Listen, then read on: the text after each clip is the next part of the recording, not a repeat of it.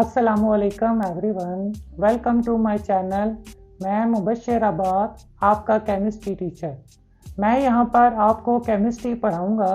इंशाअल्लाह मेरी पूरी कोशिश होगी कि मैं आपके सामने जो भी टॉपिक यहाँ पे प्रेजेंट करूँ उसको सिंपल और इजी वर्ड्स में प्रेजेंट करूँ, ताकि उस टॉपिक से रिलेटेड आपका हर एक कंसेप्ट अच्छे से क्लियर हो और उस टॉपिक को समझने में आपके लिए आसानी हो। हम जो अपना स्टार्ट लेंगे वो सेकंड ईयर की केमिस्ट्री से लेंगे। जो हमारी सेकंड ईयर की केमिस्ट्री है, बेसिकली उसके दो पोर्शन हैं। फर्स्ट पोर्शन में हम इनऑर्गेनिक केमिस्ट्री पढ़ते हैं, सेकंड पोर्शन में हम ऑर्गेनिक केमिस्ट्री पढ़ते हैं। तो हम अपना स्टार्ट भी ऑर्गेनिक केमिस्ट्री से लेंगे। ऑर्गेनिक केमिस्ट्री अगर देखा जाए तो हमारे सेकंड ईयर के सिलेबस का मोस्ट इंटरेस्टिंग पार्ट है। ऑर्गेनिक केमिस्ट्री हमारी स्टार्ट होती है chapter 7 fundamental principles of organic compound. इस चैप्टर के अंदर बेसिकली हम पढ़ेंगे कि ऑर्गेनिक कंपाउंड्स क्या हैं, ऑर्गेनिक कंपाउंड का हिस्टोरिकल बैकग्राउंड क्या है, उनकी क्लासिफिकेशन, उनकी कैरेक्टरिस्टिक्स, उनके डिफरेंट सोर्सेस। इसके अलावा ऑर्गेनिक कंपाउंड के जो डिफरेंट फंक्शनल ग्रुप्स हैं, ऑर्गेनिक कंपाउंड की जो एक मेन फीचर है आइसोमरिज्म, इसके अलावा हाइब्रिडाइजेशन। इस चैप्टर में हम ये सारे टॉपिक इन डिटेल पढ़ेंगे। आज का जो हमारा पहला टॉपिक है वो है introduction to organic compounds and organic chemistry. सबसे पहले बात करते हैं ऑर्गेनिक कंपाउंड्स की कि ऑर्गेनिक कंपाउंड्स क्या हैं। ऑर्गेनिक कंपाउंड का अगर हिस्टोरिकल बैकग्राउंड देखें, उनकी हिस्ट्री की बात करें, आज से तकरीबन 200 साल पहले जो हमारे साइंटिस्ट थे वो ये बिलीव करते थे कि ऑर्गेनिक कंपाउंड सिर्फ और सिर्फ लिविंग थिंग्स के अंदर बनते हैं। उनका ये नज़रिया था, या कह लें कि उनकी सोच थी कि ऑर्गेनिक कंपाउंड्स को हम सिर्फ और सिर्फ लिविंग थिंग्स से ही हासिल कर सकते हैं, उनको हम खुद लैब में इनऑर्गेनिक कंपाउंड्स की मदद से प्रिपेयर नहीं कर सकते। अगर हम ऑर्गेनिक कंपाउंड का एक सोर्स देखें, मतलब कि पेट्रोलियम, जब हम पेट्रोलियम की बात करते हैं तो हमारे माइंड में एक क्वेश्चन आता है कि पेट्रोलियम कैसे बना। आज से तकरीबन कई सौ साल पहले जो ज़मीन के ऊपर डिफरेंट एनिमल्स थे उनकी डेथ हुई। उसके बाद उनकी जो डेड बॉडीज थी, या कह लें कि जो उनकी बकायात थी, वो ज़मीन की तह में दफन हुई। उनके ऊपर कई सालों तक केमिकल बायोकेमिकल डिकम्पोजिशन रिएक्शंस हुए और बाल आखिर आपके पास जाके बना पेट्रोलियम। जब आप क्या करते हैं, पेट्रोलियम की फ्रैक्शनल डिस्टिलेशन करते हैं, तो उसमें से आपको मिलता है kerosene oil, diesel oil, fuel oil, इसके अलावा गैसोलीन। ये जो सारी पेट्रोलियम की फ्रैक्शंस हैं, ये सारी की सारी ऑर्गेनिक कंपाउंड है। अब मेन बात क्या है कि ये जो आपको ऑर्गेनिक कंपाउंड मिल रहे हैं वो आपको पेट्रोलियम से मिल रहे हैं। और पेट्रोलियम की अगर ओरिजिन की बात करो तो उनका जो ओरिजिन है वो क्या है, ऑर्गेनिक मैटर है। किसका ऑर्गेनिक मैटर? लिविंग थिंग्स का ऑर्गेनिक मैटर। क्योंकि जब लिविंग थिंग्स की बॉडी की डिकम्पोजिशन हुई, उनके ऊपर केमिकल बायोकेमिकल डिकम्पोजिशन रिएक्शंस हुए, तब आपके पास जाके बना पेट्रोलियम। मतलब कि ऑर्गेनिक कंपाउंड्स आपको मिलते कहाँ से हैं? लिविंग थिंग्स से मिलते हैं। अगर हम साइंसदानों के इस नज़रिए के अकॉर्डिंग ऑर्गेनिक कंपाउंड की ओल्ड डेफिनेशन की बात करें, तो ऑर्गेनिक कंपाउंड की जो ओल्ड डेफिनेशन है वो बेसिकली क्या है? Compounds obtained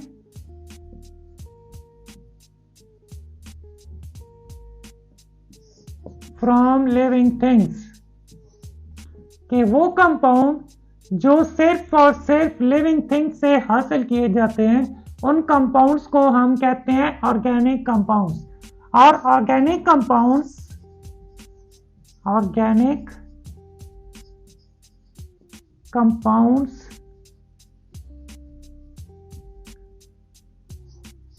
can not be synthesized in lab from inorganic compound के ऑर्गेनिक कंपाउंड्स को आप कभी भी खुद लैब में इनऑर्गेनिक कंपाउंड्स की मदद से प्रिपेयर नहीं किए कर सकते। अब और जो साइंटिस्ट का ये नजरिया था या जो उनकी सोच थी वो हमारे सामने पेश की गई थ्योरी की फॉर्म में। अब वो थ्योरी बेसिकली क्या थी? वो थ्योरी थी vital force theory. Vital force theory, vital force theory. अगर हम वाइटल फोर्स थ्योरी की बात करें तो वाइटल फोर्स थ्योरी को प्रेजेंट किया गया 1809 में। 1809 में वाइटल फोर्स थ्योरी को प्रेजेंट किया गया और इसको प्रेजेंट करने वाले साइंटिस्ट थे जैकब बर्ज़ेलियस।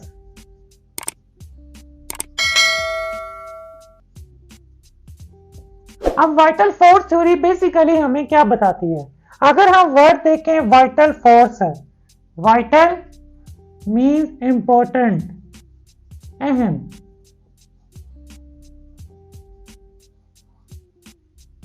फोर्स मीन कुव्वत। वाइटल फोर्स थ्योरी बेसिकली हमें यह बताती है कि ऑर्गेनिक कंपाउंड की प्रिपरेशन के लिए आपको एक वाइटल फोर्स चाहिए होती है। वो वाइटल फोर्स सिर्फ और सिर्फ लिविंग थिंग्स के अंदर प्रेजेंट होती है, इसीलिए आप ऑर्गेनिक कंपाउंड को सिर्फ और सिर्फ लिविंग थिंग्स के अंदर ही बना सकते हैं। आउटसाइड द लिविंग बॉडी, मतलब के लिविंग बॉडीज के बाहर लैब के अंदर इनऑर्गेनिक कंपाउंड्स की मदद से प्रिपेयर नहीं कर सकते। क्यों प्रिपेयर नहीं कर सकते? क्योंकि लैब के अंदर आपको वाइटल फोर्स अवेलेबल नहीं होती, इसीलिए आप ऑर्गेनिक कंपाउंड्स को लैब के अंदर प्रिपेयर नहीं कर सकते। अब इसके बाद वाइटल फोर्स थ्योरी को रिजेक्ट भी किया गया। अब हम बात करते हैं इसकी रिजेक्शन की कि वाइटल फोर्स थ्योरी को रिजेक्ट कैसे किया गया।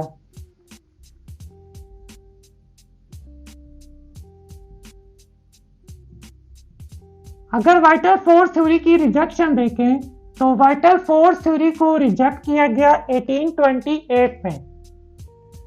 1828 में वाइटल फोर्स थ्योरी को रिजेक्ट किया गया और उसको रिजेक्ट किया था फ्रेडरिक वॉलर ने। Friedrich Wohler. अब फ्रेडरिक वॉलर ने वाइटल फोर्स थ्योरी को रिजेक्ट कैसे किया था? फ्रेडरिक वॉलर ने लैब के अंदर पहला ऑर्गेनिक कंपाउंड यूरिया प्रिपेयर किया था। अब उन्होंने यूरिया प्रिपेयर कैसे किया था? उन्होंने यूज किया था एक इनऑर्गेनिक कंपाउंड अमोनियम सियानेट। उन्होंने अमोनियम सियानेट को यूज करके लैब में पहला ऑर्गेनिक कंपाउंड यूरिया प्रिपेयर किया था। अगर यूरिया की बात करें तो यूरिया क्या है? एक ऑर्गेनिक कंपाउंड है।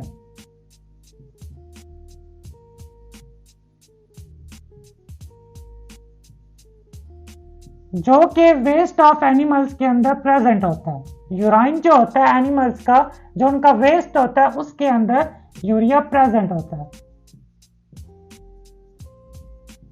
फ्रेडरिक वॉलर ने यूरिया प्रिपेयर किया था। उन्होंने यूज किया था अमोनियम सियानेट।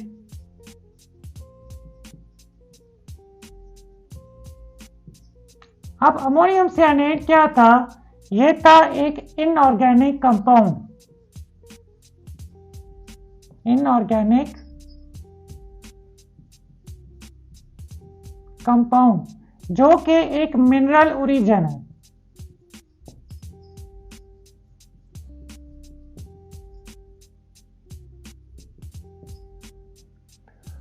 फ्रेडरिक वॉलर ने अमोनियम सियानेट को यूज करके, अगर हम अमोनियम सियानेट का फार्मूला देखें NH4CNO, फ्रेडरिक वॉलर ने अमोनियम सियानेट को यूज करके पहला ऑर्गेनिक कंपाउंड यूरिया प्रिपेयर किया था और इस तरह उन्होंने वाइटल फोर्स थ्योरी को रिजेक्ट किया था। अगर हम फ्रेडरिक वॉलर के वर्क की बात करें तो इसके वर्क की जो बहुत ज्यादा इंपॉर्टेंस है, क्योंकि फ्रेडरिक वॉलर को ऑर्गेनिक केमिस्ट्री का फादर कहा जाता है। फादर क्यों कहा जाता है? क्योंकि उन्होंने अपने बाद आने वाले साइंसदानों के लिए एक रास्ता खोला था, वे दिया था, जिसको यूज करके अब तक दुनिया में लाखों की तादाद में ऑर्गेनिक कंपाउंड बनाए जा चुके हैं। अब वो सारा का सारा क्रेडिट किसको जाता है? फ्रेडरिक वोलर को जाता है, क्योंकि उन्होंने सबसे पहले वाइटल फोर्स थ्योरी को रिजेक्ट किया था। वाइटल फोर्स थ्योरी हमें ये कहती थी कि ऑर्गेनिक कंपाउंड्स को आप लैब में प्रिपेयर नहीं कर सकते, क्योंकि उनकी प्रिपरेशन के लिए आपको वाइटल फोर्स चाहिए। लेकिन फ्रेडरिक वोलर ने वाइटल फोर्स थ्योरी को रिजेक्ट किया था। रिजेक्ट कैसे किया था? उन्होंने लैब में यूरिया प्रिपेयर किया था, किसकी मदद से? एक इनऑर्गेनिक कंपाउंड की मदद से, अमोनियम साइनेट की मदद से। इसीलिए फ्रेडरिक वोलर का जो वर्क है उसकी इंपॉर्टेंस ऑर्गेनिक केमिस्ट्री में बहुत ज्यादा है। अब इसके बाद हम बात करते हैं ऑर्गेनिक कंपाउंड की मॉडर्न डेफिनेशन।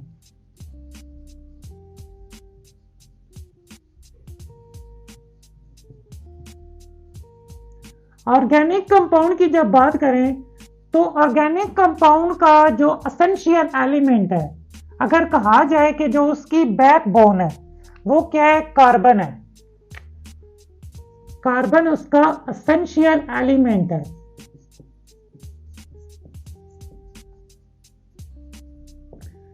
कार्बन। कार्बन के अलावा ऑर्गेनिक कंपाउंड में प्रेजेंट होता है हाइड्रोजन। अगर हम कलेक्टिवली दोनों की बात करें तो इनको हम कहते हैं हाइड्रोकार्बन्स। ऑर्गेनिक कंपाउंड में हाइड्रोकार्बन्स प्लस देयर डेरिवेटिव्स है। अब हम बात करते हैं कि ऑर्गेनिक कंपाउंड के डेरिवेटिव्स है। अगर वर्ड देखें डेरिवेटिव तो वो निकला है डिराइव से। डिराइव का मतलब होता है अखज करना, मतलब कि एक बनी हुई चीज से उसमें चेंजेस करके कोई नया एलिमेंट ऐड करके उसमें से नया कंपाउंड बना लेना, उनको हम कहते हैं डेरिवेटिव्स है। जब हम क्या करते हैं हाइड्रोकार्बन्स के अंदर आप कोई दूसरा element like chlorine, fluorine, oxygen, nitrogen, इस तरह का कोई एलिमेंट ऐड कर देते हैं तो आप क्या कहते हैं कि आपने हाइड्रोकार्बन का क्या बना लिया? डेरिवेटिव बना लिया। अगर हम इसके एग्जांपल की बात करें तो हमारे पास जो एक ऑर्गेनिक कंपाउंड है मीथेन है। मीथेन का मॉलिक्यूलर फार्मूला CH4। अगर हम उसका स्ट्रक्चर फार्मूला ड्रा करें तो कार्बन अपने चारों साइडेड पे बॉन्डेड है हाइड्रोजन के साथ। अगर हम क्या करें कि मीथेन का एक हाइड्रोजन रिमूव करके बदले में उसमें ऐड कर दें क्लोरीन है। क्लोरीन क्या है? एक हैलोजन है। जब हम क्या करते हैं मीथेन के अंदर से एक हाइड्रोजन रिमूव करके उसमें क्लोरीन ऐड कर देते हैं तो हम कहते हैं कि हमने क्या कर लिया? हाइड्रोकार्बन का डेरिवेटिव बना लिया। अगर हम कहें तो इसे हम कहते हैं क्लोरोमीथेन, और ये हाइड्रोकार्बन का एक डेरिवेटिव है।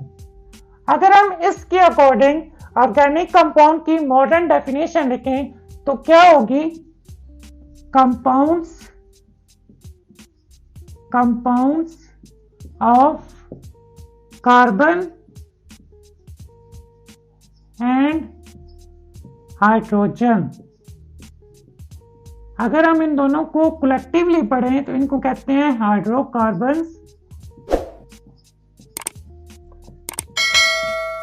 एंड देयर डेरिवेटिव्स, कि वो सारे कंपाउंड जिनके अंदर कार्बन और हाइड्रोजन होता है और उसके अलावा जो हाइड्रोकार्बन्स के डेरिवेटिव्स हैं उन सब को हम कहते हैं ये क्या है? ये ऑर्गेनिक कंपाउंड्स हैं। कि कार्बन और हाइड्रोजन के सारे कंपाउंड्स, उसके अलावा उनके जो डेरिवेटिव्स हैं वो सारे के सारे किस में आते हैं? ऑर्गेनिक कंपाउंड्स में आते हैं। अब यहाँ तक तो हमने बात की ऑर्गेनिक कंपाउंड्स की। उसके बाद हम बात करते हैं ऑर्गेनिक केमिस्ट्री की, कि ऑर्गेनिक केमिस्ट्री क्या है।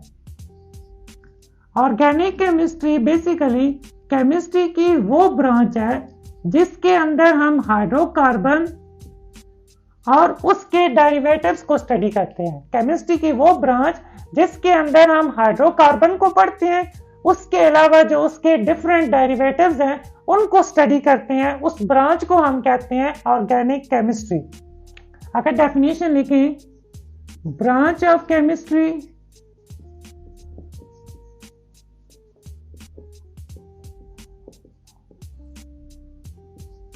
deals with the study of hydrocarbons and their derivatives, कि केमिस्ट्री की वो ब्रांच जिसके अंदर हम हाइड्रोकार्बन और उसके डेरिवेटिव्स के बारे में पढ़ते हैं, केमिस्ट्री की उस ब्रांच को ऑर्गेनिक केमिस्ट्री कहते हैं। इस तरह ये हमारा ऑर्गेनिक कंपाउंड और ऑर्गेनिक केमिस्ट्री का टॉपिक क्लोज हुआ।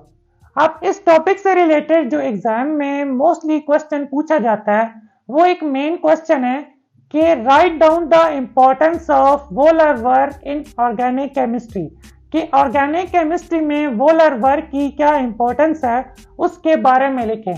तो आई थिंक इस लेक्चर में हमने फ्रेडरिक वोलर की इंपॉर्टेंस पढ़ ली कि ऑर्गेनिक कंपाउंड में फ्रेडरिक वोलर को ऑर्गेनिक केमिस्ट्री का फादर कहा जाता है, क्योंकि उन्होंने वाइटल फोर्स थ्योरी अपने से पहले जो साइंटिस्ट थे उनके नज़रिए को गलत साबित करके, उनकी वाइटल फोर्स थ्योरी को रिजेक्ट करके लैब में पहला ऑर्गेनिक कंपाउंड बनाकर दूसरे साइंसदानों के लिए एक राह खोली, जिसको यूज करके अब तक दुनिया में मिलियंस की तादाद में ऑर्गेनिक कंपाउंड बनाए जा चुके हैं। उम्मीद है इससे रिलेटेड आपका कंसेप्ट क्लियर होगा।